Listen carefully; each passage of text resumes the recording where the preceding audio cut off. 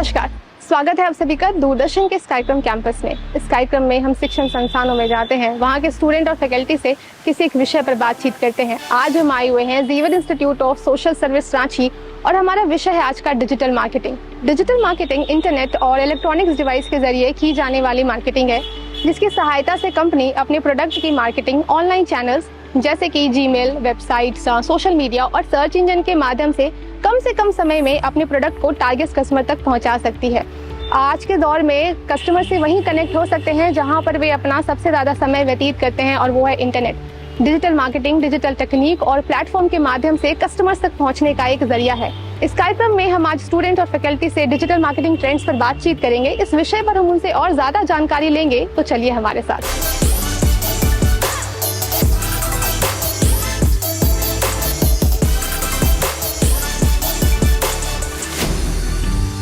Digital marketing अभी के time पे बहुत वाइड यूज़ हो रहा है, तो अगर इसकी हम तुलना करें ऑफलाइन मार्केटिंग से, तो ये इतनी बड़ी क्यों है? मैम, जब हम डिजिटल मार्केटिंग की बात करते हैं तो हमारे दिमाग में सबसे पहला चीज़ आता है कि उसकी रीच। डिजिटल मार्केटिंग ने एक ऐसा यंत्र दिया है हमारे सारे कंज्यूमर बेस्ड कंपनीज को कि वो कुछ मिनट्स में एक बहुत बड़े पॉपुलेशन को अपना एडवर्टीजमेंट, अपना प्रोडक्ट के बारे में जानकारी दे सकते हैं। इसका एक बहुत बड़ा एडवांटेज ये हुआ है कंपनीज को कि हम कंज्यूमर बिहेवियर अंडरस्टैंड कर पाए हैं। इससे पहले क्या था कि जो टेक्निक्स थे मार्केटिंग की वो बहुत ही वन डायरेक्शनल थी। बिकॉज ऑफ डिजिटल मार्केटिंग अब बहुत इंटरैक्टिव हो गई हैं। आज आप कुछ भी पोस्ट करते हैं फॉर योर प्रोडक्ट और for your process, for your service, वो तुरंत आपको उसके फीडबैक्स, उसके कस्टमर रिव्यूज, कस्टमर कमेंट्स मिल जाते हैं, जिससे आप अपने प्रोडक्ट को इंप्रूव कर सकते हैं, उसको बेटर अंडरस्टैंड कर सकते हैं। इंडिया के हिसाब से देखते हैं तो इंडिया में 84 करोड़ लोगों के पास आज इंटरनेट एक्सेसिबिलिटी है और वर्ल्ड में 3 बिलियन लोगों से ज़्यादा लोगों के पास, 66% लोगों के पास इंटरनेट और मोबाइल फ़ोन की एक्सेसिबिलिटी है। डिजिटल मार्केटिंग एक ऐसा संयंत्र है जिसके थ्रू से हम वाइडर रीच कर सकते हैं। हम कम समय में और कम लागत में ज़्यादा लोगों तक बहुत जल्दी से पहुंच सकते हैं। अभी हम बात करते हैं बदलाव की, तो बदलाव कहीं भी जब होता है तो एक्सेसिबिलिटी को देखते हैं, अफोर्डेबिलिटी को देखते हैं, फिजिबिलिटी को देखते हैं। अभी यही बात हम देखते हैं कि डिजिटल मार्केटिंग में तो मोबाइल फोन की एक्सेसिबिलिटी है, अफोर्डेबिलिटी गांव-गांव तक लोगों तक पहुंच चुकी है, और इसका फिजिबिलिटी भी है कि कम समय में, कम लागत में, कम मजदूर हम खर्च करते हैं। पहले के समय में हमें कोई बड़ा चेहरा लेके आना पड़ता था कि बोर्डिंग टंगवाएं, लेकिन आज कंटेंट क्रिएशन गांव-गांव तक पहुंच गया है। छोटे-छोटे शहरों, छोटे-छोटे गांवों से भी लोग कंटेंट क्रिएशन कर रहे हैं और उसके थ्रू डिजिटल मार्केटिंग कर रहे हैं। इसमें हम ग्राहक के बिहेवियर का भी मैनिपुलेट करते हैं, पता करते हैं, हम जानते हैं कि वह क्या चाहते हैं और बार बार हम उसे वही भेजते हैं। तो यह एक सरल माध्यम भी है, यह कॉस्ट इफेक्टिव होने से सरल माध्यम भी है, कम समय लेता है और कंज्यूमर के बिहेवियर को भी प्रिडिक्ट करके हमें बताता है, मार्केट की अनुभूति करवाता है, बताता है। डिजिटल मार्केटिंग के थ्रू हमें वाइड रेंज मिलता है, जो कि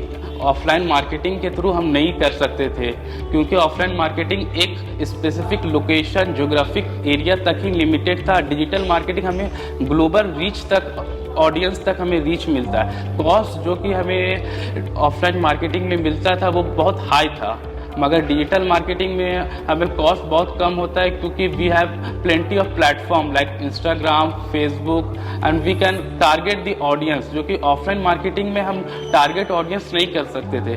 we are only general marketing करते थे, जो कि हम लोग डिजिटल मार्केट में एक टारगेट ऑडियंस को ही हम लोग टारगेट करते हैं, जो कि वाइड रेंज तक पीपल तक पहुंचता है। तो डिजिटल मार्केटिंग उसे कहते हैं जहां पे आप इंटरनेट की हेल्प लेते हैं, सोशल मीडिया और बहुत सारे ऑनलाइन प्लेटफॉर्म्स की हेल्प लेते हैं, वो डिजिटल मार्केटिंग कहलाता है।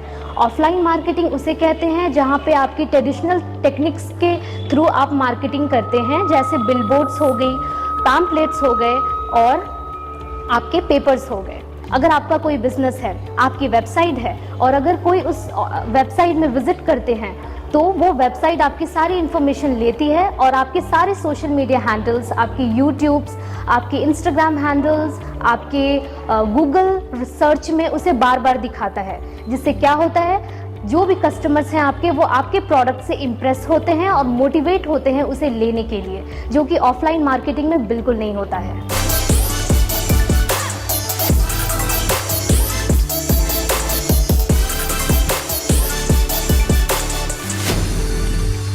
जो ब्रांड्स है वो किस तरीके की पर्सनलाइजेशन डिजिटल मार्केटिंग स्ट्रैटेजीज में वो ऐड कर सकते हैं ताकि वो ग्राहकों को एक बेहतर अनुभव प्रदान कर सकें? अकॉर्डिंग टू आवर वर्ल्ड हमारा सब कुछ बहुत ज़्यादा डिजिटल हो गया, पूरा एक तरह से आप बोल सकते हैं कि पूरा ओवरऑल हमारा लाइफ आजकल डिजिटल मीडिया पे हो गया है। तो कंपनीज़ बहुत तरीके से इज़ लाइक कि कस्टमर को जो प्रोवाइड करते हैं, हम लोग सर्विस करते हैं, प्रोडक्ट करते हैं, इस तरह में हम लोग बहुत सारा पर्सनलाइज्ड मेथड यूज़ करते हैं। फॉर एग्जांपल हम लोग कह सकते हैं कि कोई नोट हम लोग देते हैं कंपनी के साइड से, तो आई वॉज लाइक मुझे बहुत अच्छा लगता है वो पर्सनलाइजेशन अपने कोई भी प्रोडक्ट या कोई भी सर्विसेज में, बाय सेगमेंटिंग देयर ऑडियंस और according to their customer needs and interest and demographic area, people are liking it. They can expect a loyalty from the company as customers as well. So having a loyalty and a good interaction among the customers can create a help a company to design that particular type of product and provide that such type of services that customer are expecting to have. हम लोग data analysis का use कर सकते हैं और data analysis के through हम लोग अलग अलग टूल्स को यूज़ करते हैं, जिसमें पावर बीआई, एक्सेल, टैब्लू, इन सब का यूज़ कर हम स्पेसिफिक कस्टमर्स को टारगेट कर सकते हैं।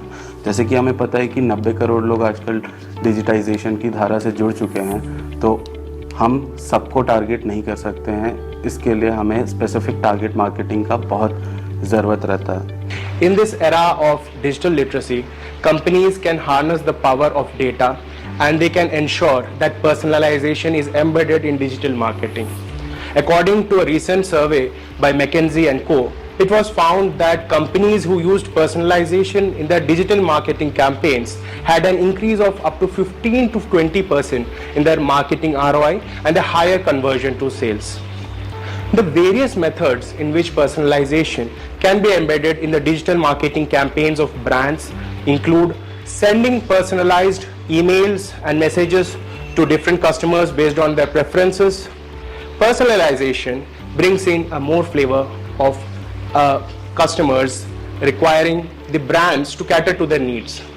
So when there is a direct loyalty between the brands and the customers, it directly leads to a higher revenue and a conversion of sales. मेरे विचारधारा से पर्सनलाइजेशन एंड डिजिटल मार्केटिंग एक consumer company से expect करता है कि वो अपनी नीड्स और प्रेफरेंस हम पे थोपे ना, बल्कि हमारी नीड्स और प्रेफरेंस को ध्यान रखें और उसी वे से हम इससे कनेक्ट करें। और ब्रांड्स के लिए ये बहुत ज़रूरी हो जाता है कि वो उनसे कनेक्ट करें हर लेवल पे, ताकि वो अपने प्रोडक्ट्स को और आगे बढ़ा सके और आगे इस्तेमाल कर सके।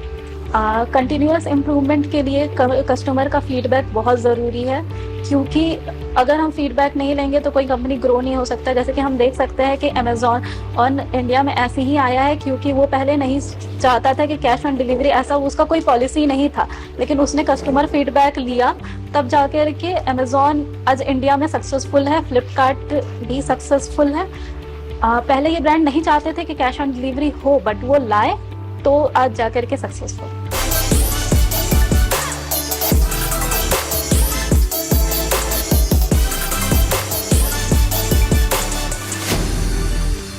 डिजिटल मार्केटिंग में जो वीडियो कंटेंट है वो इतना प्रमुख रूप क्यों बन रहा है, और जो व्यवसाय है वो इसका प्रभावी ढंग से लाभ कैसे उठा सकते हैं? तो इसमें कोई दो राय नहीं है that video has become a dominant force in today's digital marketing. This is because of its unparalleled ability to convey messages, evoke emotions, and drive actions. Video content has ability to hold viewers' attention for longer time, and thus, as compared to traditional text messages or static images, this has become a popular media among individuals.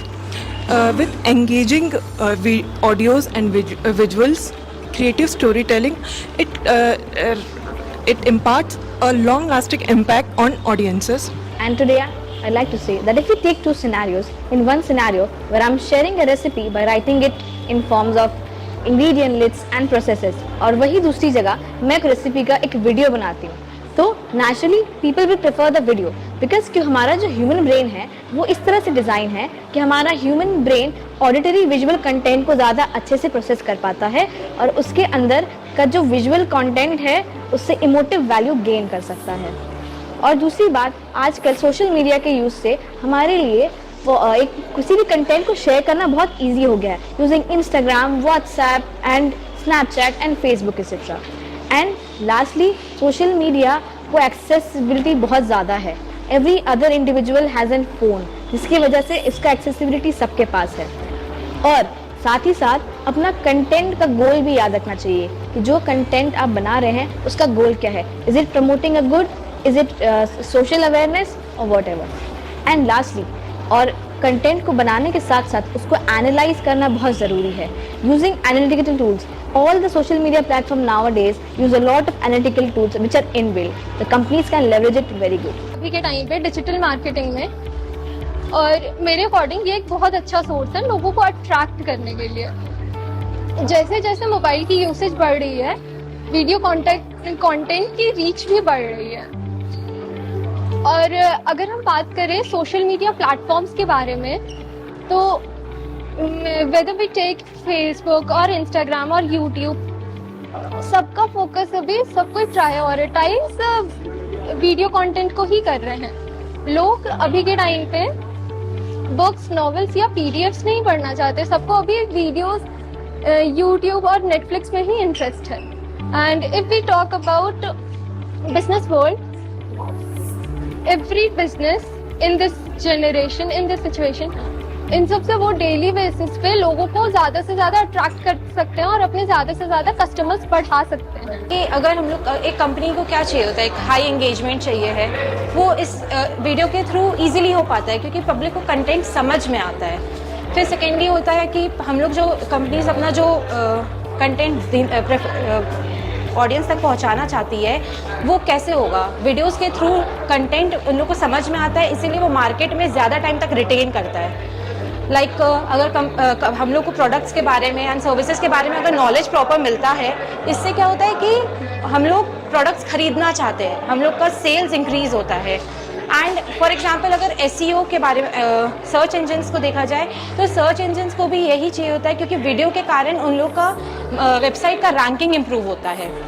Basically companies अपने digital video के through अपना digital marketing भी बहुत easily improve कर सकते हैं क्योंकि अगर कंटेंट उन लोग डिलीवर कर रहे हैं तो ऑडियंस को समझ में आता है, तो उन लोग प्रोडक्ट्स खरीदने में इंटरेस्ट दिखाते हैं।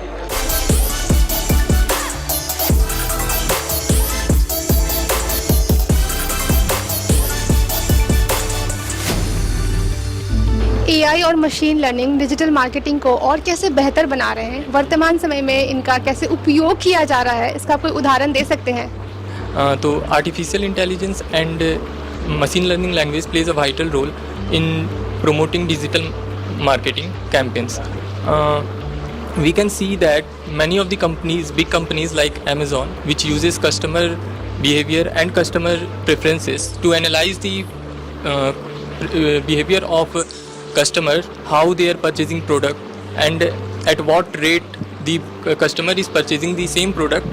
So Amazon is using AI to analyze all these data and recommending the customer to buy only that product.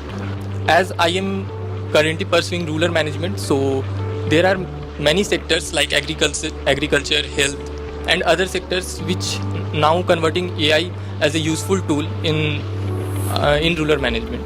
जैसा कि हम लोग देख सकते हैं कि डिजिटल मार्केटिंग में AI ने बहुत सारा काम किया है और बहुत सारे इम्प्रूवमेंट्स किए हैं, पर इन फ्यूचर भी उसका बहुत सारा स्कोप है।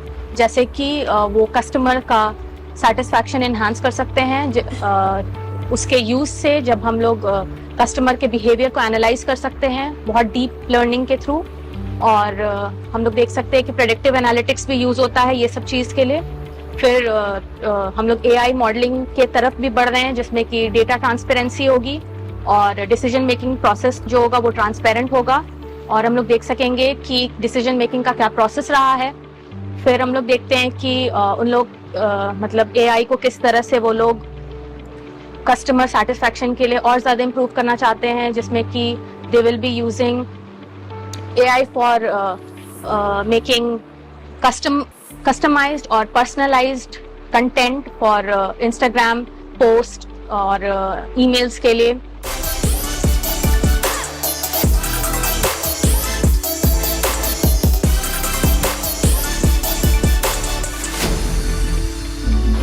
डाटा प्राइवेसी ग्राहकों के लिए हमेशा से एक चिंता का विषय रहा है। तो जो बिजनेसेस है वो पर्सनलाइजेशन और कंज्यूमर प्राइवेसी को कैसे संतुलित कर सकते हैं?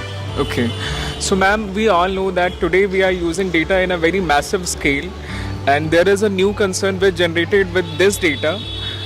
There is a very famous quote that data is a new fuel. But as we all know that as a consumer we use many websites, platform. While using that websites or platform, we have to provide our personal data, and on the same time, it will generate a privacy issue. क्योंकि अगर हम जो data process कर रहे हैं उसका collection, उसका use वो कैसे आगे हो रहा है, we doesn't know anything about that. Maybe it will be misused by our service provider. For example, privacy issues like internet fraud, deep fakes, unwanted calls or messages. But our government has taken certain steps to improve the data privacy issue, just like in 2017 our Puttaswamy judgment, in which data privacy become the fundamental right as per Article 21 Data Protection Act 2019 and Digital Personal Data Protection Act 2023, and there are many other acts and provisions which was taken by our government to ensure data safety of a consumer. जैसे ही world digital technology को अपना रहा है वैसे वैसे data privacy एक बहुत बड़ा कंसर्न बनते जा रहा है लोगों के लिए। कंज्यूमर्स के लिए स्पेशली एक बहुत बड़ा कंसर्न है कि वो अपने डाटा किसको दे और किसको ना दे। ये एक बहुत बड़ा चिंता का विषय है, लेकिन कस्टमर्स कई बार ध्यान रखते हैं इन चीज़ों का, और डेटा को मतलब अगर ध्यान में रखा जाए इन चीज़ों को और इसे निपटने का प्रयास किया जाए तो कुछ स्टेप्स ले सकते हैं। जैसे कि ट्रांसपेरेंसी ला सकते हैं डेटा कलेक्शन में, कितना नीड है डेटा का उसको कलेक्ट कर सकते हैं हम, और कंज्यूमर्स के कंसर्न पे भी ध्यान रख सकते हैं और एक उनको सुविधा दे सकते हैं जैसे कि वो डेटा को जब चाहें तब अपने अनुसार डिलीट कर सके और उसको एक्सेस कर सकें। जो मेरे को एक कंसर्निंग पॉइंट लगता है, because UK have its own law, EU have its own law. EU has a law that General Data Protection Regulation, that is GDPR. It has a regulation how to control the data, how companies can use the data, and it gives its citizens some powers like right to be informed. Because any people, like अभी हम लोग का phone में Truecaller is collecting your data. Truecaller is collecting all your phone records, all your contacts, all your WhatsApp information. वो company जानता है कि तुम किससे बात कर रहे हो, कितना बजे बात कर रहे हो, क्या बात कर रहे हो, बट हम लोग को पता भी नहीं रहता। मेजॉरिटी आदमी को नहीं पता है कि Truecaller तुम्हारा डेटा भी कलेक्ट कर रहा है और कितना डेप्थ में जाकर डेटा कलेक्ट कर रहा है। तो राइट टू बी इन्फॉर्म्ड हम लोग के पास नहीं है, विच आई बिलीव कि इंडिया में रेगुलेशन होना चाहिए। हर सिटीजन को पता होना चाहिए क्या उसके पास राइट्स होना है और कैसे कंपनीज उसका डेटा यूज़ कर रहे हैं। और right to delete is also one of the most major thing I think India should have. इसमें इंडिया थोड़ा पीछे है बिकॉज रेगुलेशन कॉम्प्लेक्सिटी, रूल्स बनाना बहुत मुश्किल होता है, पब्लिक अवेयरनेस बहुत कम है। 2020 में हमने देखा था कि कुछ चाइनीज़ कंपनीज को इंक्लूडिंग टिकटॉक गवर्नमेंट ने इसलिए बैन कर दिया because they were not sure that they are following the privacy rules of the country. इससे बचने के लिए marketers can do first thing is transparency of what they are sharing with or what they are collecting of every individual। इसके साथ जो terms and conditions वो provide करते हैं वो थोड़े बेसिक वर्ड्स से होने चाहिए, लाइक बिग जार्गन्स और बड़े बड़े वर्ड्स यूज ना हो जिससे कस्टमर्स को इजीली समझ में आए। डाटा का एसिंक्रोनाइजेशन या सूडो सिंक्रोनाइजेशन किया जा सकता है जिसमें कि डेटा को इस तरह से स्टोर किया जाता है जिसमें अगर डेटा का ब्रीच भी हो तो उस डेटा को किसी पर्सन या इंडिविजुअल से लिंक ना किया जा सके। ऑल्सो आज के डेट में as you already know AI is very famous and one of the branches of AI is federated learning, जिसमें मोस्ट ऑफ द डेटा को आपके सिस्टम में स्टोर किया जाता है, जिससे ये होता है कि अगर कोई आपका डेटा चाहे भी यूज करना तो डेटा आपके पास ही सिक्योर है और उसका बस की है कंपनीज के पास।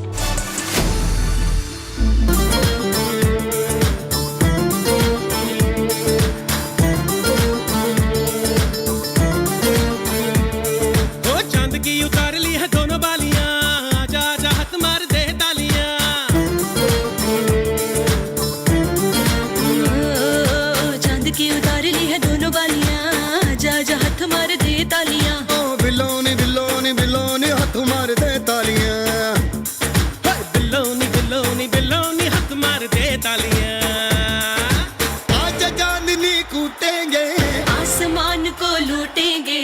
धुआं उड़ा के झूम झूम झूम झूम बराबर झूम बराबर झूम बराबर झूम झूम बराबर झूम बराबर झूम बराबर झूम। सारी रात आहें भरता पल पल यादों में मरता माने ना मेरी मन मेरा थोड़े थोड़े होश मदहोशी सी है नींद होशी सी है जाने कुछ भी ना मन मेरा कभी मेरा था पर अब बेगाना है ये दीवाना दीवाना समझे ना हो कभी चुप चुप रहे कभी गाया ये करे बिन पूछे तेरी तारीफ सुनाया ये करे है कोई हकीकत तू या कोई फसाना है बस जाने अगर तो इतना के ये तेरा दीवाना है रे मन मेरा माने ना मन मेरा।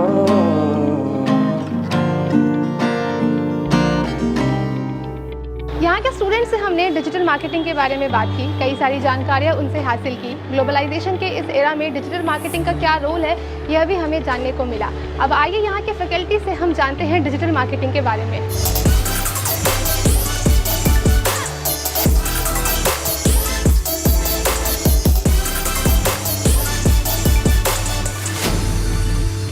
डिजिटल मार्केटिंग के बारे में आपको ये बतलाना चाहता हूँ कि ये हमारे जैसे संस्थानों के लिए जहाँ मैनेजमेंट की पढ़ाई होती है, बिजनेस एजुकेशन दिया जाता है, इसकी निहायत ज़रूरत है। क्योंकि जैसा कि आप सामने भी देखते हैं हमारा जो विजन मिशन है academic excellence on the one hand और दूसरी ओर कैसे outreach to the marginalised communities etcetera, इसके लिए हम कैसे अपने आप को ज़्यादा प्रभावकारी बना सकें हमारे विजन मिशन को ख्याल में रखते हुए और ताकि हम अपने मिशन विजन को भी डिजिटल मार्केटिंग के द्वारा ब्रांडिंग कर सकें और भी विजिबल बना सकें। ये हमारे लिए निहायत ज़रूरत है और हम चाहते हैं कि हम अपने विद्यार्थियों को भी कल के लिए तैयार कर सकें। और इस हैसियत से हम इस साल बिजनेस एनालिटिक्स भी शुरू कर रहे हैं और हम जो हमारे AI के कार्यक्रम यहाँ वहाँ हो रहे हैं, हम लोग 5 लोग दिल्ली जा रहे हैं एक्सेलराई कैंपस, वहाँ से भी हम कुछ प्रशिक्षण प्राप्त करके आएंगे और यहाँ पर भी हम AI के ज़रिए भी कैसे डिजिटल मार्केटिंग को और भी बेहतर बना सकें और भी रोबस्ट बना सकें। तो ये हमारी ख्वाहिश होगी ताकि हमारे बच्चे कल की तारीख में अपने आप को बिल्कुल परिपक्व पाएँ। जैसा कि हम लोग जानते हैं पुराने ज़माने में हम लोग जो एडवर्टीजमेंट और मार्केटिंग करते थे, जब हम लोग प्रोडक्ट और सर्विसेज कस्टमर्स का नीड्स को अंडरस्टैंड करके बनाते थे और फिर उनको मार्केट में हम लोग बेचते थे। लेकिन समय के हिसाब से हम लोग क्या हुआ कि लोगों के पास डिजिटल इक्विपमेंट्स और सारी चीज़ आने लगे, तो उससे ये फ़ायदा होता है हम लोग के बिज़नेस में कि जब भी हम लोग डिजिटल मार्केटिंग में जाते हैं, एक तो कस्टमर्स को प्रोडक्ट और सर्विसेज के बारे में सारा अंडरस्टैंडिंग होता है, क्या कि वो सही तरीके से समझ पाते हैं कि प्रोडक्ट्स में क्या फ़ीचर है क्या नहीं है। और ख़ासकर इंडस्ट्री में खासकर बेनिफिट ये होता है कि वो हम लोग तुरंत उन कस्टमर्स का फीडबैक समझ पाते हैं। तो ये काफ़ी वाइड रेंज है हमारे डिजिटल मार्केटिंग का, तो इस तरह से काफ़ी चेंजेस आ रहे हैं और लोग काफ़ी प्रेफर कर रहे हैं। ये बताना चाहूँगा कि India has the advantage of having a demography dividend. उसका मतलब ये होता है कि यंगिश पॉपुलेशन हमारे यहाँ पर ज़्यादा है। और इसमें मैं कुछ डेटा शेयर करना चाहूँगा कि 15 से जो 37 साल उम्र के जो जनता है वो, या 34 बोलूँ तो वो 80% ऑफ दी जनता है शॉपर्स के मामले में। तो यानी कि आपका 80% शॉपर्स और बायर्स अगर आपका ऑनलाइन है तो जाहिर सी बात है कि आपका जो डिजिटल प्रेजेंस रखना ही पड़ेगा। ये ऑर्नामेंट नहीं है, वो लग्जरी नहीं है, वो आज की ज़रूरत है। तो अगर हम इनको अलग अलग तरीके से नहीं पहुँचे, अलग अलग तरीके से हम उनको लुभाने की कोशिश न करें, तो हमारा मार्केटिंग में वो पैनापन वो सक्सेस नहीं रहेगी। इसलिए डिजिटल मार्केटिंग ही जमाना है, डिजिटल मार्केटिंग ही आगे जाके हमें सक्सेस लाएगी। तो यहाँ पे मिलियंस ऑफ जो डेटा है, ये डेटा को मिसयूज किया गया था। सिमिलरली आप ले सकते हैं टिकटॉक का एग्जांपल। सो जितने भी लोग टिकटॉक यूज़ करते हैं, so TikTok collects the data and it stores right in China. So the China government has also access over this data, and it has been criticized that Chinese government uses those data to manipulate, or you can say to develop many products and for trade purposes. So data privacy is a really concern. Now as a company, how they can balance this personalizations and the data privacy, right? So what they can do is, firstly they can go for the transparency and clear communications, that why they want to collect the data and what they will use, how they will use with the data. Okay, so all those things has to be clearly communicated. आजकल की company digital marketing के लिए AI use करती है in form of chatbots. जैसे आप फ्लिपकार्ट के chatbot जानते होंगे, फ्लीबोट, जिसमें आप अपनी ऑर्डर की इंक्वायरी कर सकते हैं, आपका ऑर्डर कहाँ तक पहुँचा है और अभी स्टेटस क्या है आप इंक्वायर कर सकते हैं। स्विगी के पास अपना चैटबॉट है स्विगी जीनी, जहाँ पे आप अपने लास्ट ऑर्डर देख सकते हैं, प्रेजेंट ऑर्डर और उसका स्टेटस भी देख सकते हैं। HDFC का चैटबॉट है एवा, पेटीएम का चैटबॉट है पेटीएम असिस्टेंट, IRCTC का दिशा है चैटबॉट, जिसमें आप अपने टिकट बुकिंग और टिकट कंफर्मेशन का स्टेटस और ट्रेन के स्टेटस ये सारे जान सकते हैं। XISS का अपना एडमिशन चैटबॉट है निया, दैट हेल्प्स टू नो कि एडमिशन प्रोसेस कब से शुरू होने वाला है, एलिजिबिलिटी क्राइटेरिया क्या है, इंपॉर्टेंट डेट्स क्या है और XISS का करिकुलम क्या है। तो ये सारे आर्टिफिशियल इंटेलिजेंस हैं जो कंपनी अभी स्टार्ट कर रही है, यूज़ करना शुरू कर रही है for digital marketing. Digital marketing व्यवसायों के लिए ग्राहकों से ऑनलाइन जुड़ने और उन्हें समझने का एक शक्तिशाली साधन है। इसका लाभ उठाकर व्यवसाय स्पेसिफिक कस्टमर को टारगेट कर सकते हैं, वास्तविक समय में परिणाम को ट्रैक कर सकते हैं और खरीदारी में भी बढ़ावा ला सकते हैं और बेहतर प्रतिफल प्राप्त करने के लिए अपनी रणनीतियों में बदलाव भी ला सकते हैं। कुल मिलाकर डिजिटल मार्केटिंग आज के डिजिटल युग में व्यवसाय के लिए उन्हें सफल बनाने और उन्हें आगे बढ़ाने का लक्ष्य रखते हैं। इसी के साथ हमें दीजिए इजाजत, हम फिर मिलेंगे आपसे कैंपस प्रोग्राम के अगले अंक में। तब तक के लिए त्योहार। कहीं से ये फिजाई घटाए काली क्यों छाई, खफा हो रहे हम, जुदा हो रहे हम, वो लम्हे वो बातें कोई न जाने, ये कैसी रातें हो बरसाते, वो भीगी भी